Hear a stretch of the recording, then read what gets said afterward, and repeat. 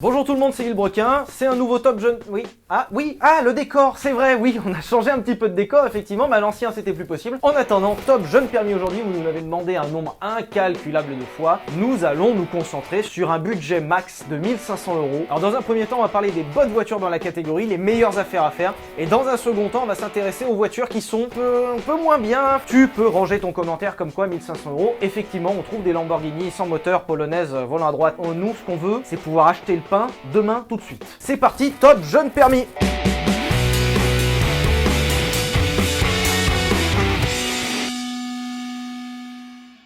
Alors dans cette catégorie, à 1500 €, évidemment, on va avoir des voitures plutôt petites. Et mon coup de cœur là-dedans, ça reste la Peugeot 206. Oui, c'est une institution, la Peugeot 206, ça fait 20 ans qu'elle existe. Mine de rien, putain, ça fait 20 ans. On a vieilli. Cette voiture est juste parfaite pour des jeunes permis. On trouve des moteurs pas trop puissants, aussi bien en essence qu'en diesel. On a des moteurs increvables dessus, que ce soit les moteurs TU en essence ou les XUD en diesel. Enfin, la 206, c'est juste bien. Donc, essence ou diesel, allez-y, c'est du tout bon. Les choses à surveiller sont principalement le train arrière, qui est une maladie chez PSA sur ces années-là. Donc, faites attention au train arrière et aux roues qui commencent à s'incliner un peu comme ça. Et on va surtout faire gaffe aux 206 surcotés. Aujourd'hui, les 206 sont plutôt recherchés, notamment les dernières versions en HDI. Donc, faites attention, ne la payez pas trop cher. Dans le même esprit, chez PSA, on va trouver aussi les Saxo et 106. Alors, ce sont les petites sœurs de la 206 qui sont tout aussi bonnes. Donc, encore une fois, pareil, les moteurs essence ou diesel sont bons, quelles que soient les phases en phase 1 et phase 2. Et on trouve encore énormément d'offres sur ces véhicules-là. Juste un petit point, faites attention aux boîtes de vitesse, parfois qui accrochent et qui se fatiguent vite. Donc prenez garde au levier qui accroche un peu, sinon on est globalement tout bon. Du côté de chez Renault, on va trouver encore une fois une institution, la Twingo 1. Alors oui, la Twingo 1 a vachement mal vieilli, et notamment les peintures roses ou vertes qui étaient dégueu, faut dire ce qu'il est. Mais dans l'ensemble, ça reste de bonnes voitures en fait, puisque les moteurs, globalement, même s'ils n'étaient pas très économiques, étaient surtout très costauds. Il y a beaucoup de place à l'intérieur malgré le gabarit extérieur qui est limité. Les pièces se trouvent hyper facilement. Et en ville, c'est quand même un régal ces voitures. Donc la Twingo 1, franchement, bah oui, franchement oui. De même chez Renault, la Clio 2 n'est pas à déconseiller, même si les moteurs diesel ont connu quelques problèmes de fiabilité. En tout cas en essence, vous pouvez y aller, c'est du costaud, il n'y a rien à craindre, encore une fois les pièces se trouvent partout. Pareil, pour ce budget-là, ça reste un top. Si on veut s'intéresser à autre chose que des françaises, on va trouver une voiture qui me tient un petit peu à cœur, c'est la Toyota Yaris, première du nom. Alors oui, bah là, elle a salement vieilli, la Yaris, c'était la mode dans les années 2000 de faire des arrondis un peu partout, c'est vilain, voilà, c'est devenu vilain. Reste que c'est probablement la voiture la plus fiable de ce top. Pourquoi? Parce qu'on trouve notamment des moteurs essence à chaîne qui sont indestructibles. Tu vois ce que c'est indestructible? Toyota Yaris. C'est une voiture qui est globalement archi costaude et surtout qui est bourrée de qualité. Ça tient globalement bien la route. L'intérieur est sympa, même s'ils ont tenté le compteur digital, c'était pas fou, mais ça a le mérite de marcher. Et ça reste une voiture qui est hyper fiable. Reste que, encore une fois, comme la 206, ça commence à coter un peu. Donc si vous en voulez une, prenez votre temps pour en trouver une à bon prix. Ça existe même en diesel, si vous avez le temps d'en trouver une et si vous faites pas mal de bornes, c'est aussi une bonne chose et ça reste costaud. La Toyota Yaris qui a même existé en série spéciale Wanadu. Tu aimerais une série spéciale Wanadu, Pierre? J'adorerais. Ah, c'était la belle époque. Enfin, dans la catégorie des petites voitures, on va trouver quelques Citroën C2 et Citroën C3 qui vont rentrer dans ces tarifs. Alors, on les trouve en général un peu plus chères, mais on commence à en trouver certaines accessibles. Alors, est-ce que ce sont de bonnes voitures? Objectivement, oui. Reste que les points évités sont toujours les mêmes. Ne cédez pas un exemplaire trop kilométré ou surcoté. Et surtout, n'allez pas du côté des boîtes automatiques. Alors, les C2 ou C3 ont existé avec les boîtes Sensodrive, avec des palettes au volant. C'était l'une des premières à proposer ça. Comment dire? C'est nul. Voilà, c'est nul, enfin non, c'est pas bien. C'était des boîtes à embrayage piloté, on en parlera dans un futur Vultech pour vous expliquer comment ça marche. Mais globalement, c'est pas souple, ça va pas, c'est même pas très fiable. Voilà, donc non. Donc si vous pouvez les éviter, faites-le, parce que non, voilà. Alors pour ceux d'entre vous qui voudront des modèles plus grands, on va en trouver aussi dans 1500 €, mais il va falloir être très vigilant. Et on va trouver notamment un duo que j'aime beaucoup, la Peugeot 306 et la Citroën Xara. Je dis duo parce que c'est la même base technique en fait, les voitures sont les mêmes, c'est la carrosserie qui change. Globalement, qui sont des voitures excellentes. Les châssis sont vraiment excellents et qui ont été des références mondiales à leur époque.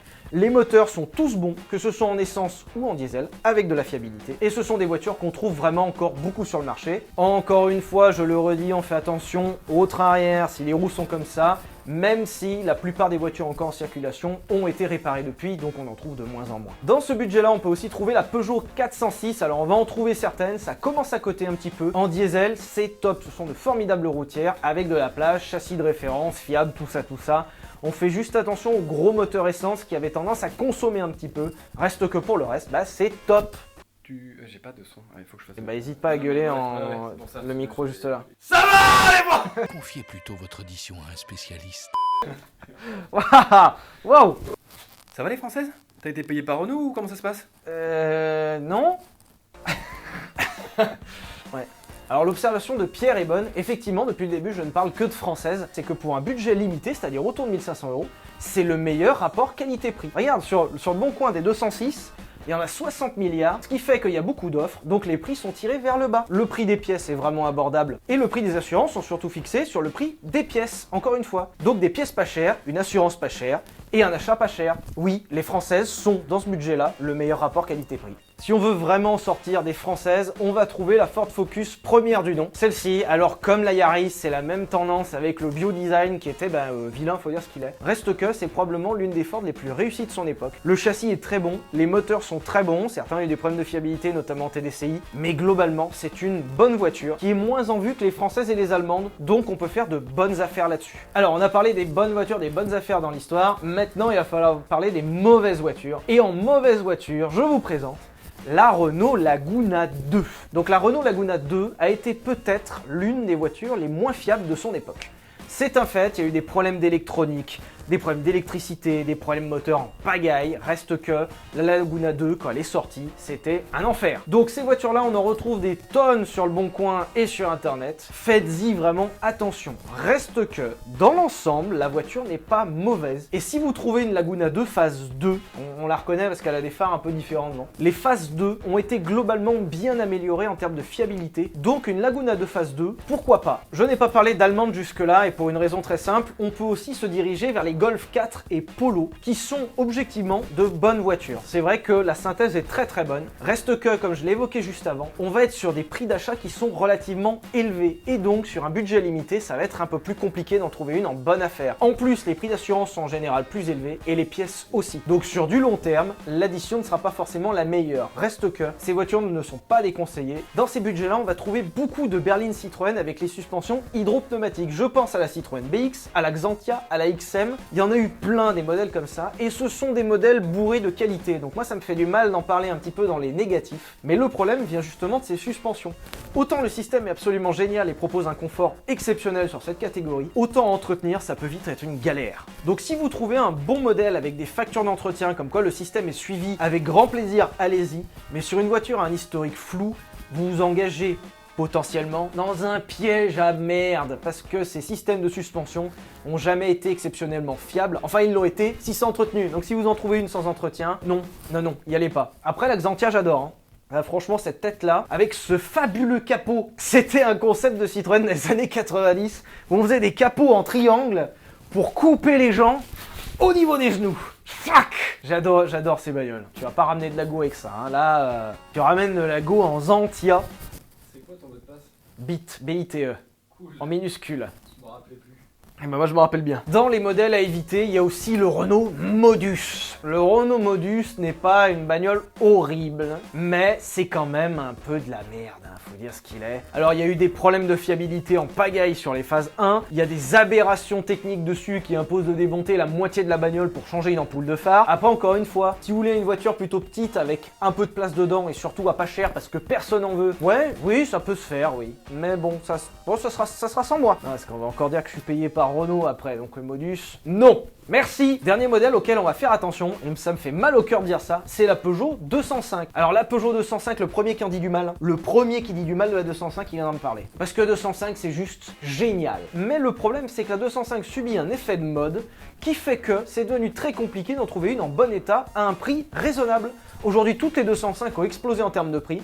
Et on se retrouve avec des voitures qui valent 1000 à 1200 euros, qui vont être affichées 2000, 3000, 4000 euros. Et donc surpayer une 205, qui objectivement n'est pas non plus la meilleure voiture du monde, bah franchement non. Donc la 205 a un prix trop haut, non. D'ailleurs on vous a prouvé que ça peut prendre des Dodan à 110. Bon ça finit mal, mais jusqu'à 110, en tout cas ça passait.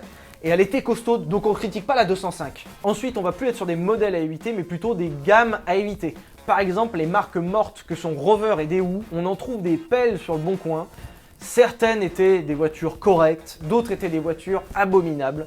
Reste que vous avez suffisamment de choix dans des françaises pour pas vous prendre la tête. Vous avez globalement rien d'incroyable à les trouver de ce côté-là, donc restez sur des choix raisonnables et surtout sur des choix conventionnels. Je sais que ça fait pas plaisir de rouler dans la même 206 que tout le monde, mais si c'est pour se traîner le cul dans une Rover à la con qui pour certaines étaient franchement des mauvaises voitures, non. On va aussi éviter les blasons un peu sportifs. Alors oui, ça fait envie de se traîner dans une 206 XS, dans une 106 Rally, dans une 106 XSI. Reste que si vous êtes jeune permis, les assureurs vous attendent, mais avec un flingue.